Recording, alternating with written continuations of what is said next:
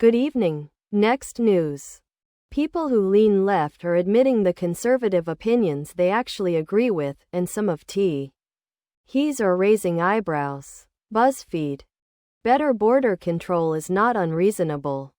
Below are your comments. Like most Americans, I'm liberal on some issues and conservative on others.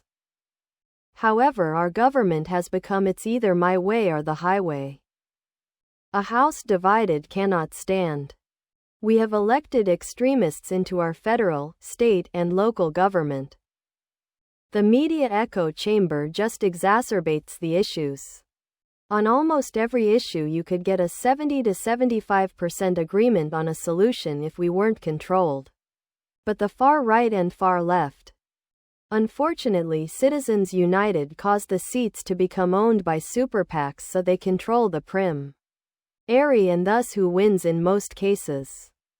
I'm a left-leaning independent who values my Second Amendment rights, believe those born male have no usiness in women's sports or bathrooms, and would love to see an effective measure for preventing those from entering our country illegally. On the flip side, I don't believe anyone has a right to tell a woman what to do with her own body. Anyone can do whatever they want with their own bodies. Modification, gender reassignment, etc. And believe in taking care of our own, especially the elderly and vulnerable. Neither side is always right. I lean left, own more guns than I can count, want smaller government, want to get dark money out of campaigns, want Citizens United abolished as well as lobbying, and I want term limits. Not sure if these are conservative principles, and I don't care. I think many, if not most of us, agree with these tenets. Not long ago, this was normal. I'm socially liberal, fiscally conservative was the majority. It's called being moderate. By 2000, Republicans began my way or the highway. 2015 Democrats followed suit, today being moderate best describes independence. If they are actually independent. 00. This is what is wrong with the current political situation in the US. The majority actually reside in the middle of the political spectrum, but there really isn't a party that represents them. It shows that people are not all liberal or conservative, but a mix of both. Labels are being used to divide us and are misconstrued all too often. I believe most of us are in the middle of most issues. Many of us are a mix of conservative and liberal values, but the extremists get the attention because it makes good headlines and serves those in power. To me, this article just shows that it's the issues we face that matter more than the political party. It's more likely the rhetoric we hear about the politicians or the parties from our media that helps to divide us. It's also a reason why I choose to vote for a candidate rather than a straight ticket. Yes, it takes more time to independently screen the candidates, but when the issue matters more, it's worth the time. There's only one thing wrong with the death penalty: it can't be reversed. I have no problem with executing the Dahmers and Bundys of the world, where we know with absolute certainty beyond any doubt that they are guilty of intentionally bleep another human being. However, beyond a reasonable doubt is not good enough to warrant executing anyone. Too many people are wrongfully convicted to warrant execution unless there is absolutely no doubt of their guilt. Declining birth rates are not a problem. It's a natural side effect of current conditions. Fix the problems leading to decline in birth rates and the birth rates will go up. While I'm strongly conservative, I don't agree that poor people should not pay income tax. Everyone should pay tax, even if it's a small percentage. When people don't have to pay taxes, they will cheerfully vote for a tax increase because it will have no effect on them, but they will benefit from whatever the taxes get spent on. Number 10. Poor people should not pay income tax. While I agree with this statement, I don't believe that a taxpayer gets more than they pay in. Pay in $1,000 and get $7,000.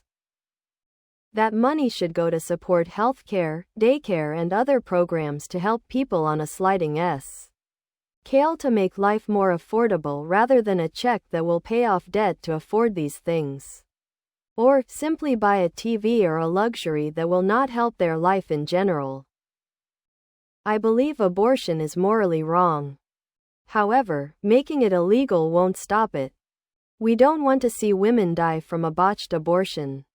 Most of America can meet somewhere in the middle. It's when both sides uses identity politics to further their cause that causes the divide. I'm old enough to remember when a lot of working people were represented by a labor union. Many working people tended to vote Democratic because they understood that Democrats were pro-labor. And Republicans wanted to weaken or eliminate unions. But a lot of those same unionized working people were social conservatives. The party affiliation was not so much about morality and lifestyle issues. It was about believing one party was for the people who punched the time clock and did a shift in things or fixing things, while they saw the other party as being for the company owner and the owners. Where I live, I saw that Democrat-leaning populists switched to Republicans in the mid-90s, 4 years after the United Mine Workers strike against the Pittston Coal Group. It happened when several major coal companies abandoned our region altogether. The political change was all about how ordinary people perceived the new economic reality. I'm a liberal progressive. However, I approach some issues from a conservative viewpoint, which ironically led me to support progressive policies. However, I'm not referring to the values of the current Republican Party. I'm referring to the conservatism of British philosophers and statesmen like Edmund Burke and Benjamin Disraeli. I believe in one nation conservatism. I believe the country can be stronger if we emphasize and invest in social cohesion. For example, I believe in providing expanded child tax credits like Biden tried to pass because I believe that by reducing child poverty, we alleviate stress on families and they become stronger as parents won't have to worry about their children being deprived. The children grow up to be better people and have happier families of their own. I hardly saw anything in this list that qualifies as a conservative view. Honestly though, I don't really believe conservatives even know what being conservative means. The right claims to be fiscally conservative, but let's review some facts. 12 of the last 13 recessions began under Republicans. 20 of the 25 poorest states in America are red states run by Republicans. Even in the reddest of states, the large cities that generate the most. A majority of the U.S. population can't even tell you the difference between left and right, so this article acting surprised that people relate to policies on both sides is not shocking in any way, shape, or form. As a progressive, I have both liberal and conservative values. I base my values on logic and reason, not my emotions or feelings. This should be fun, I'll share some. I lean and vote right, but 1. I'm pro-choice. Finally settled on this after much internal and external debate. 2. I have no issues with LGBTQ people. Ts are the only ones who annoy me, as they're the only ones who try to force others to participate in some way. 3. Not religious at all. If you choose to be, fine. But just know that asking WWJD has no effect on me or influence on my opinions. 4. I'm not MAGA. Just because I criticize Democrats quite a bit does not mean I bow at the altar of Trump. Liberal guy here, and I do agree with many of these ideas. Keep your religion out of the government. Let women decide what to do with their bodies, and do something about your gun culture and I'll be a happy camper. Most of America's political problems aren't with the left or the right, it's with the far left and the Far right. There is nothing shocking about centrist opinions. Although the noise is made by extremists in both camps, most of us live in the middle and are far more reasonable. The majority of U.S. citizens would be able to come to consensus on most issues and concerns, if not or the identity politics forced on us by extremists. I believe if we could put aside the far right and left politicians as well as hate-driven podcasters, we would all get along much better. I don't think anyone has an issue with reformed immigration, improved border security, safer streets, debt reduction, fiscal responsibility, improved healthcare, and more. However, people want to be extreme, they don't want to listen to other viewpoints, and they highlight the most outrageous niche policies of the opposing party to show why we should not listen to them. There are policies on both the right and the left that I agree with and that I don't agree with. Believe it or not, it is the natural state of human beings to have their own thoughts and opinions. What is not natural is for people to be assigned a slate of beliefs because they've chosen to identify with a given political movement. It is not surprising at all that people have beliefs that cross party lines.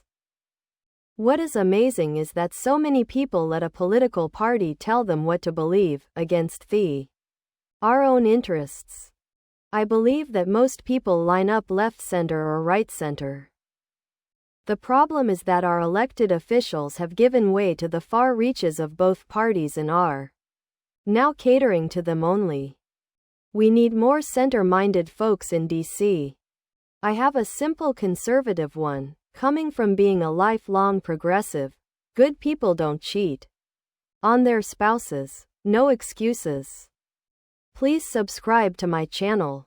And if you like it, please thumbs up.